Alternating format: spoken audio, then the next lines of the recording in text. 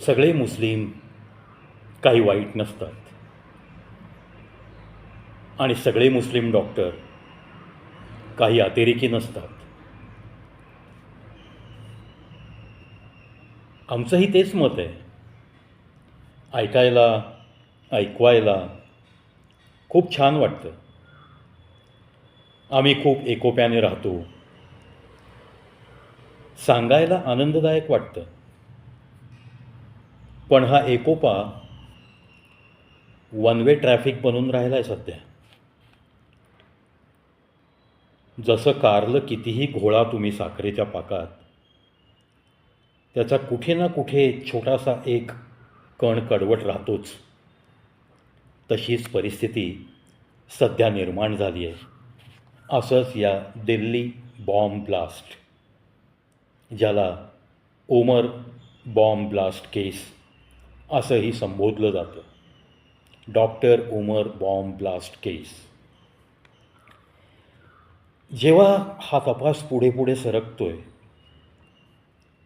तेव्हा doctor Shaheen, doctor Muzammil, doctor Umar यांच्या संपर्कात असलेले धागेदोरे, मग ती काही सामान्य माणसं असतील, काही हायली क्वालिफाईड माणसं असतील, काही डॉक्टर असतील, या सगळ्यांपर्यंत तपासाचे धागेदोरे पोहोचत आहेत. आता नुकताच दिल्ली पोलीस आणि NIAची टीम, नॅशनल इन्व्हेस्टिगेटिंग एजन्सीज, हे पोचले आहेत कानपूरच्या एका डॉक्टर आरिफ मोहम्मद या डॉक्टरपर्यंत. डॉक्टर शाहीन यांचा तो क्लासमेट जेव्हा ह्या तपासाचे धागेदोरे डॉक्टर मुजम्मिलची चौकशी करता करता अल फलाह युनिव्हर्सिटीमध्ये पोहोचली, तेव्हापासून असं समजतंय की या अल फलाह युनिव्हर्सिटीमधून 15 मुस्लिम डॉक्टर्स बेपत्ता आहेत. आपल्यापर्यंत काही ना काही झंझट पोहोचणार आहे याची जाणीव झाल्या झाल्या 15 डॉक्टरांनी पोबारा केला आहे. आता ते कुठं लपून बसलेत हे शोधणं हे फार जिकिरीचं होऊन बसलं आहे. अर्थात NIA ही जी संस्था आहे ती अनेक देशातली अशा वेळेस मदत घेऊ शकते. त्यामुळं पाताल में से भी शायद उन्हें ढूंढ लेकर ज़रूर इंडिया में लाया जाएगा. आता हे 15 डॉक्टर पळून गेले. का बरं पळून गेले हो? अल फलाह युनिव्हर्सिटी ही जास्तीत जास्त मुस्लिम युवकांची युनिव्हर्सिटी. तिथे शिक्षण घेणारे मेडिकलचे जास्तीत जास्त मुस्लिम विद्यार्थी. आणि डॉक्टर मुजम्मिल यांनी स्वतः कबूल केलं 2900 किलो स्फोटकं ज्यांच्याकडे सापडली ते त्यांनी स्वतः कन्फेस केले, कबूल केलं आहे की हो, लखनौ, दिल्ली आणि गाझियाबाद आणि इतर काही शहरं अशा ठिकाणी 32 ठिकाणी कार बॉम्ब ब्लास्ट किंवा बॉम्ब ब्लास्ट इतर प्रकारे करण्याचं माझं आयोजन होतं. म्हणजेच त्यांच्या मनातला जो काही एक छुपा ॲजेंडा होता तो त्याच्याकडनं वदवून घेतला गेला आहे. अर्थात वदवून घेतला असं नाही म्हणता, त्यांनी सांगितलं आहे. आता या कबुली जबाबानंतर तपासाची चक्र फिरत फिरत कानपूरपर्यंत पोचली जाता. डॉक्टर शाहीन यांचा, डॉक्टर उमर यांचा क्लासमेट कोणी डॉक्टर आरिफ, आणि या डॉक्टर आरिफची जादा चौकशी केल्यानंतर असं निदर्शनास आलं आहे की नीट या परीक्षेत टॉपर आलेला हा अतिशय हुशार डॉक्टर आहे. म्हणजे विद्यार्थी दशेत इतकी मोठी हुशारी, इतकी मोठी कर्तबगारी दाखवलेला एक meritorious candidate, a medical student, तो भविष्यकाळामध्ये असा अतिरेक्यांच्या संबंधात येणारा डॉक्टर होऊ शकतो, या गोष्टीची त्याच्या आईवडिलांना खंत वाटते का नाही वाटते?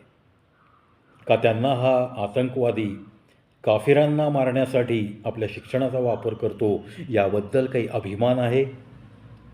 असा अभिमान असेल तर हीच तर शोकांतिका मी बोलून दाखवतो आहे.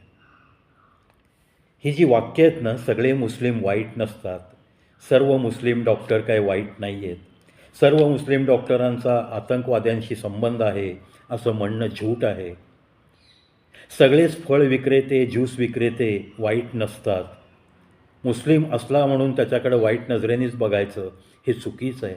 खूप गोंडस वाक्य वाटतात ही, पण ही वाक्य खोटी ठरू लागली आहेत. आज 15-15 डॉक्टर बेपत्ता होत आहेत. डॉक्टर आरिफसारखा व्यक्ती डॉक्टर शाहीनच्या संपर्कात असतो, उमरच्या संपर्कात असतो. पाळंमुळं ही खणावीच लागणार आहेत, कारण शेवटी या भारतातल्या जनतेच्या संरक्षणाची जबाबदारी आहे. या देशाचं असं काही वाईट होऊ नये म्हणून डोळ्यात तेल घालून काम करणाऱ्या या संघटना, या प्रशासकीय यंत्रणा, मग त्यामध्ये दिल्ली पोलीस असो, बॉम्बे पोलीस असो, NIA असो, कोणतीही आपल्या गुप्तचर यंत्रणा असोत, या सगळ्यांचं हे कामच आहे. आपण म्हणत राहतो की सगळे मुस्लिम काय वाईट नाहीत, सगळे मुस्लिम डॉक्टर काय वाईट नाहीत, पण राजस्थानमधलं एक उदाहरण जर आता बोलायचं झालं, मोहम्मद अजीज म्हणून एक डॉक्टर आहेत राजस्थानमधले आणि गायनेकॉलॉजिस्ट आहेत. या महाशयांना 2016 साली सर्वप्रथम पकडलं आणि 2022 साली त्यांना 5व्यांदा पकडलं आहे. कशासाठी? आता काही ठिकाणी इल्लिगल ॲबॉर्शन्स चालतात, सोनोग्राफीमध्ये फिमेल चाइल्ड आहे, फिमेल फेटस आहे, हे समजल्यानंतर कधीकधी विथ कन्सेंट, कधीकधी without consent of that particular pregnant lady illegal गर्भपात केले जातात. पण ह्या डॉक्टरनी कहर केला. जेव्हा जेव्हा म्हणून इतर धर्मीय स्त्रिया त्याच्याकडं प्रेग्नंट स्त्रिया आल्या तपासणीसाठी, तेव्हा तेव्हा त्यांनी त्या पोटामध्ये वाढत असलेल्या मेल चाइल्डला पोटातच मारलं असं निदर्शनास आलं आहे. आणि एकदा, दोनदा, तीनदा नाही, 5 वेळा, 5व्यांदा या डॉक्टरला 2022मध्ये पकडलं आहे. मला ही शोकांतिका वाटते की एका व्यक्तीला अशा गुन्ह्यामध्ये पकडल्यानंतर 2016 साली परत 17 साली पकडलं जातं, त्याच्यावरती FIR झालं, कोर्टकेस चालली, त्याला शिक्षा झाली का नाही झाली, हा एक सामान्य नागरिक म्हणून प्रश्न नक्की पडतो ना. म्हणजेच कुठेतरी ढिसाळपणा आहे. म्हणजे पुन्हा तसेच गुन्हे करण्यासाठी त्या एका आरोपीला मोकाट सोडलं गेलं आणि असं करता करता त्यांनी आणि त्याच्या बापानी मिळून जवळपास 5,000 मेल चाइल्ड यांना मारून टाकल्याचं बोललं जातं आहे. आता हा तपास यंत्रणेचा तपास करण्याचा भाग आहे. त्यामुळं प्रत्येक मुस्लिम डॉक्टर हा वाईट नसतो या वाक्याला कुठेतरी छेद पोहोचण्यासारखी या मेडिकल क्षेत्रात परिस्थिती निर्माण झाली आहे. एका डॉक्टरनी आणि त्याची बायको नर्स यांनी एका मोठ्या हॉस्पिटलमध्ये अनेक हिंदू लोकांना आणि इतर धर्मियांना सायलेंट डेथ दिला असं कबूल केलं आहे. मग असे जे लोक सापडत आहेत, हा छुपा एजेंडा किती वर्षापासून या भारतामध्ये सुरू आहे याचं आता संशोधन करण्याची नितांत गरज आहे. सावध राहा, सावध राहा आपण जनतेला सांगतो आहे. अहो काय सावध राहायचं? कोणाच्या थोबाडावर काय लिहिलं आहे का?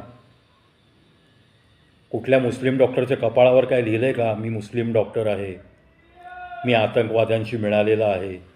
अहो माणसं ही सरळ साधी भोळी, कोणाला आजार झाला की तो सहज जवळ असलेल्या उपलब्ध असलेल्या डॉक्टरकडे धावत जातो. त्याचं एकच एम असतं की आपल्या घरातल्या व्यक्तीला जो आजार झाला आहे त्याच्यातनं त्याला मुक्त करायचं आहे. तो हे बघत बसत नाही की डॉक्टर ख्रिश्चन आहे का डॉक्टर मुस्लिम आहे का, त्या डॉक्टरच्या मनातलं काय आम्हाला काय वाचता येतं सामान्य माणसांना. मग ह्याच्याविषयी काहीतरी ठोस निर्णय, काहीतरी प्रशासनातने कायदे नियम कडक बनले पाहिजेत. जिथं जिथं म्हणून सिक्रेट इन्व्हेस्टिगेशन किंवा सिक्रेट काही वॉच ठेवणं ते केलं पाहिजे आता ह्याच्यापुढं. आता नुकतीच एक गंमत, आता हा मुस्लिमांचा भाग सोडला, आता ख्रिश्चनांकडे वळतो आहे मी थोडा. आर्मीचा एकदा व्यक्ती आतमध्ये गेला आणि त्यांनी वर्दी अंगावर चढवली तर देश सर्वोपरी हे तर पाहिजेच. त्या देशाच्या आधी जर धर्म डोकावला तो सगळ्यात मोठा वर्दीचा आणि देशाच्या तिरंग्याचा अपमान असं नक्की गणलं जातं. नुकतीच एक घटना घडली एका बटालियनमध्ये. एका गुरुद्वारामध्ये कार्यक्रमासाठी काही मिलिटरीतल्या अधिकारी आणि सैनिकांना बोलावलं गेलं. त्यामध्ये एक अधिकारी ख्रिश्चन धर्माचा होता. तुम्ही आम्ही पेपरमध्ये वाचलं असेल, टी व्हीवर बातमीत पण फ्लॅशआउट झालेली ही बातमी आहे. सांगण्याचा मुद्दा हा आहे की तो ख्रिश्चन अधिकारी त्या बटालियनचा कमांडर, ज्याच्या हाताखाली हे सगळे सैनिक रावत होते. गुरुद्वाराचं आमंत्रण आहे, धार्मिक स्थळातनं आलेलं आमंत्रण आनंदाने स्वीकारलं आणि सगळ्यांनी तिथं हजेरी लावली, वाहेगुरूंना नमन केलं, जे काही लंगरमध्ये प्रसाद असतो तो प्रसाद ग्रहण केला. तथापि त्या सैनिकांच्या सोबत या अधिकाऱ्यांनी, जो ख्रिश्चन आहे धर्माने, त्यांनी माझ्या धर्मात अशा ठिकाणी जायचं नाही असं सांगितलं, असं कारण देऊन तिथं जाण्यासाठी नकार दिला. म्हणजेच देश सर्वोपरी, आर्मी की वर्दी सबसे पहले और वर्दी के नियम सबसे पहले, या नियमाला त्यांनी बगल दिली आणि सर्वोपरी धर्म असं दाखवलं. परिणाम जो व्हायचा तोच झाला. कोर्ट मार्शल झालं आणि त्याला डिसमिस करण्यात आलं. आर्मीमध्ये असली नाटकं बिलकुल चालत नाहीत. 1965च्या युद्धामध्ये जनतेमध्ये क्षोभ होऊ नये म्हणून जास्त पसरवली गेली नाही आहे, पण ये पाकिस्तान वाले हमारे भाई लोग हैं, इनके साथ हम नहीं लढेंगे म्हणून आपल्या मुस्लिम सैनिकांनी हाराकिरी केली होती, हात वर केले होते, बंदुका खाली ठेवल्या होत्या. दिस इज अ फॅक्ट. ही पुसून नाही टाकता येणार. ही इतिहासात नमूद असलेली गोष्ट शाळांमधनं आपल्याला शिकवली गेली नाही, कारण समाजामध्ये तेढ निर्माण होऊ शकते, कम्युनल रायट्स होऊ शकतात. याच्यासाठी प्रशासन नेहमी जपत असतं. त्याचाच हा एक भाग असावा असं मला वाटतं.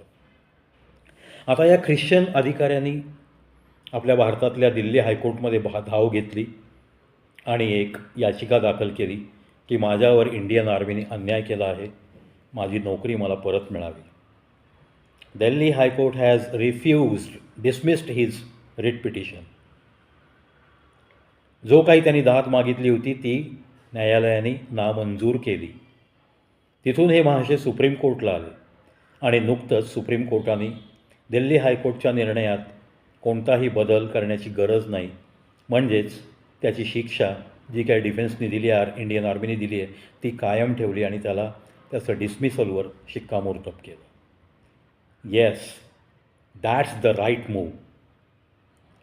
जी लोक पोलीस खात्यात राहून आणि इंडियन आर्मी, एअरफोर्स, नेव्हीमध्ये राहून त्या वर्दीचा अशा पद्धतीने अपमान करतात, जी लोक या तिरंग्याचा सन्मान राखत नाहीत, या भारत मातेशी गद्दारी करण्यासाठी उद्युक्त असतात, त्या लोकांचा अशाच पद्धतीने खात्मा झाला पाहिजे. जे डॉक्टर आपण जी शपथ घेतो त्या शपथेच्या विरुद्ध पांढरा ॲप्रन घालून मनामध्ये काळे मनसुबे ठेवून पेशंटला तपासतात आणि काफीर समजून जर असहाय्य पेशंटला बेडवरच मारण्याची प्रवृत्ती, घातक प्रवृत्ती त्यांच्या मनात असेल किंवा स्वतःच्या प्रचंड ज्ञानाचा, प्रचंड बुद्धिमत्तेचा वापर देशविघातक कार्यासाठी जर करण्याचं मनात येत असेल, रेझिनसारखं जहाल विष जे की ओडरलेस अँड कलरलेस आहे, ज्याला वास नाही, रंग नाही, ते असेल कुठल्या पदार्थात हे ओळखू येणं कदापि शक्य नाही, असं विष तयार करून